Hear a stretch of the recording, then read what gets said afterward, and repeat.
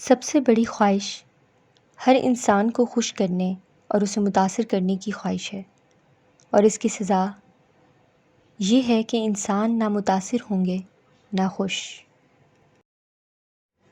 یادداشت میں محفوظ رہنے والا علم عارضی ہے۔ یادداشت خود دیرپا نہیں، سب سے اچھا علم وہ ہے جو دل میں اتر کر عمل میں ظاہر ہوتا ہے۔ گلاب کا نام خوشبو کے پروں پر سفر کرتا ہے۔ گلاب ذات ہے اور خوشبو صفت۔ ذات اپنی صفات کے حوالے سے پہچانی جاتی ہے۔ زندگی کے بہتر دور کے بارے میں لوگوں سے پوچھیں تو جواب ملے گا کہ اچھا زمانہ یا گزر چکا ہے یا ابھی آیا ہی نہیں۔ حالانکہ اچھا دور وہ ہے جو آج گزر رہا ہے۔ طاقت خوف پیدا کرتی ہے، خوف نفرت پیدا کرتا ہے، نفرت بغاوت پیدا کرتی ہے، اور بغاوت طاقت کو توڑ دیتی ہے۔ بیدار کر دینے والا غم غافل کر دینے والی خوشی سے بدرجہ بہتر ہے۔ جس نے موت کا راز جان لیا وہ زندگی کے انقلابات سے متاثر نہیں ہوتا، اور جس نے زندگی کا راز جان لیا اس کو موت کی کارفرمائیاں مایوس نہیں کر سکتیں۔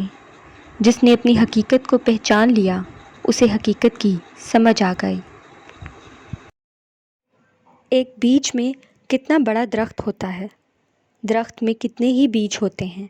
گویا ایک بیج میں ان گنت بیج ہیں، اور اسی طرح ایک درخت میں لاتعداد درخت ہیں۔ غور کرنے والی بات ہے قطرے میں کلزم اور کلزم میں قطرے۔ ہمارا مقدر اگر مقرر ہو چکا ہے تو گناہ کیا ہے؟ گناہ مقدر ہوتا تو گناہ کی سزا کبھی نہ ہوتی۔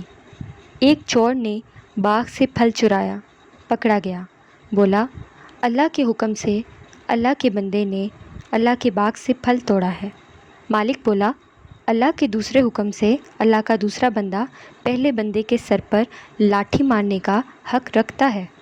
چوری حکم ہے تو لاٹھی اور سر کی ملاقات بھی حکم ہی ہے۔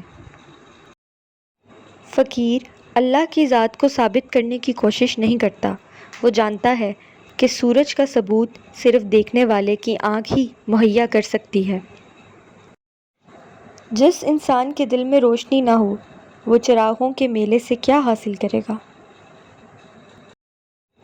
انسان کا دل توڑنے والا شخص اللہ کی تلاش نہیں کر سکتا۔ Kindly like and subscribe. Thank you.